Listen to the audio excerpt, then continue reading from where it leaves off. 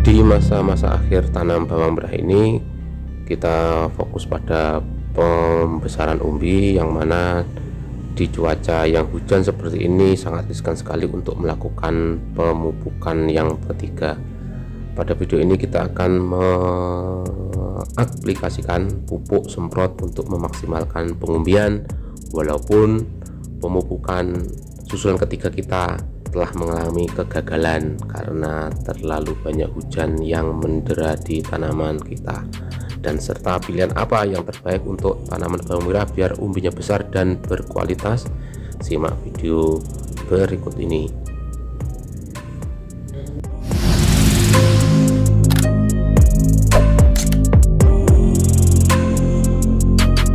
Assalamualaikum warahmatullahi wabarakatuh.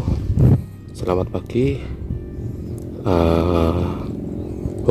Semoga kita tetap diberikan kesehatan dalam beraktivitas, amin ya rabbal alamin. Hari ini tanaman kita sudah di usia 48 hari setelah tanam. Di usia ini tanaman tampilannya seperti ini. Sukete ya kok melok akeh ya kan. Sukete melok akeh, tapi alhamdulillah tanaman masih sehat di usia sampai hari ini. Dan ini pengumbian terus tetap berjalan, dan tanaman juga relatif sehat ya. Dan daunnya masih kokoh, nggak luset, masih normal. Jadi prosesnya ini, pengisian ini masih terus berjalan. Saya kira dalam cuaca yang sangat basah ini, karena hujan tidak berhenti-henti, tiap malam hujan deras, apalagi tadi malam itu Masya Allah sampai malam deras-deras. Ya alhamdulillah aja nggak banjir. Nah, pada pagi hari ini akhirnya kita lakukan penyemprotan. Namun yang kita masukkan itu bukan fungisida secara khusus ya, namun kita masukkan nutrisi ini mungkin satu kali lagi. Habis ini satu kali lagi akan kita masukkan lagi untuk terakhir, karena mungkin nanti ya lihat situasi ya, kurang lebih 55 sampai 60 itu nanti akan kita panen aja. Tapi lihat kondisi batang daun sebenarnya masih seger nih, masih seger. Pucuk kuning juga masih ya segitu, daunnya masih kokoh kengkeng, ndak enek sing guling, ndak pating selembreh. Biasanya udah kan pating selembreh, tapi ini yo enggak. Ini bunganya banyak sekali, banyak banget ya. Enggak sebanyak waktu kemarau sih, cuma untuk ukuran musim penghujan, untuk umumnya itu ini termasuk banyak. Ini ya gue sangat ngontes sama di dawan ini.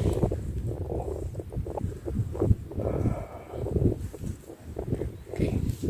Nah langsung aja, untuk fase generatif ini kita masukkan lagi pupuk kalium sulfat. Kalau menurut saya sih, kalium sulfat itu termasuk nutrisi generatif yang sangat cocok untuk tanaman bawang merah, khususnya bawang merah ya, khususnya apalagi di musim penghujan yang mana saat ini sangat ekstrim ini.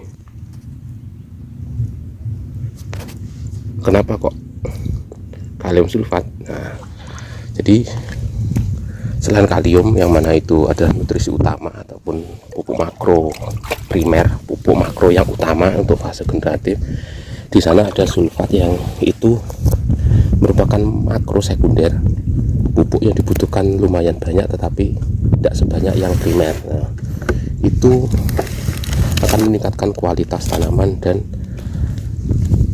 membantu nutrisi yang lain dalam melakukan kerjanya secara optimal. Biasanya dia bisa berkolaborasi dengan nitrogen, fosfor untuk meningkatkan meningkatkan apa itu ngarani itu ya, proses yang ada di dalam tanaman kayak metabolisme seperti itu dan pembentukan asam amino. Nah, kenapa kok saya nggak pakai KCL?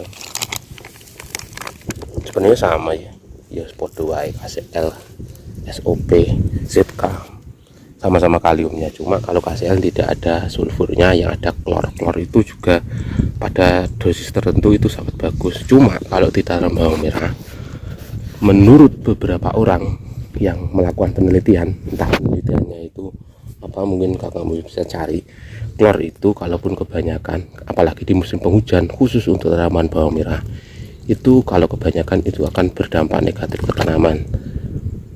Itu pernah juga saya tahu pengalaman dari teman-teman yang pakai KCL di musim penghujan, daunnya itu rusak karena efek overdosis klor. Habis dipupuk KCL, tiba-tiba daunnya lonyot apa, putih-putih kayak terbakar. Itu yang kedua dan yang paling penting, kalau saya amati ya, memang kalau pakai KCL yang ada klornya, umbi, kaitannya umbi, memang umbi besar, cuma rasanya itu kurang dibanding pemakaian ZK ataupun SOP.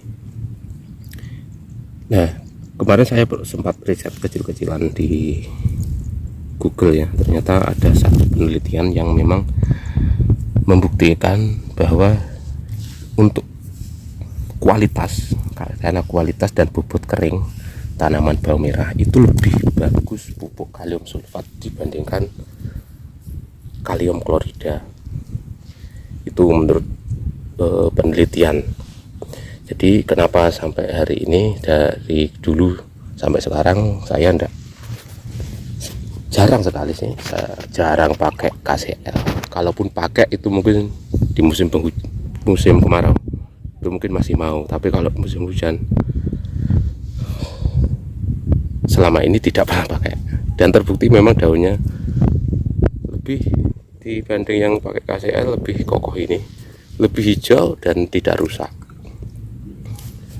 Itu lah untuk masalah pemupukan ya, bener, ini tanaman ini tidak saya pupuk ketiga nih. Harusnya di usia 35 kemarin itu kita pupuk yang ketiga kalinya, khusus untuk pengumbian, khususnya untuk pemberian pupuk ZK. Namun karena hujannya yang Masya Allah, akhirnya tidak jadi. Tak undur sampai 40 kok masih terus hujan. Akhirnya ya wis tak jualnya, nggak usah tak pupuk, kita maksimalkan di pemberian kalium SOP ini, penyemprotan.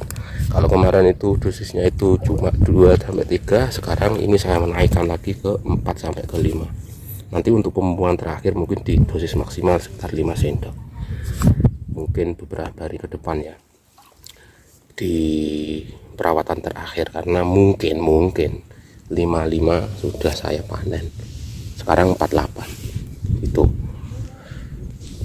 melorot nih ben maksimal neng umbi, dan saya kira ini masih bisa nambah karena ya udah usia lesik papat waktu atas, pokoknya sih gede atas ini.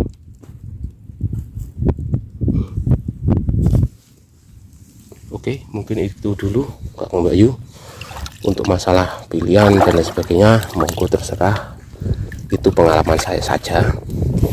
Karena dalam pengaplikasian pupuk ataupun apapun nutrisi di tanaman itu sangat tergantung oleh yang namanya jenis tanaman, keadaan cuaca, lingkungan, dan juga tentang struktur tanah. Jadi kita harus bijak menyesuaikan dengan jenis tanaman yang kita tanam, musim yang kita pakai tanam, musim di mana kita tanam, dan juga jenis tanahnya. Oke, jadi kita terus belajar, terus melakukan penelitian, terus berdiskusi sehingga biar kita makin cerdas sebagai petani Indonesia. Oke, sekian dulu. Akhir kalam, wassalamualaikum warahmatullahi wabarakatuh.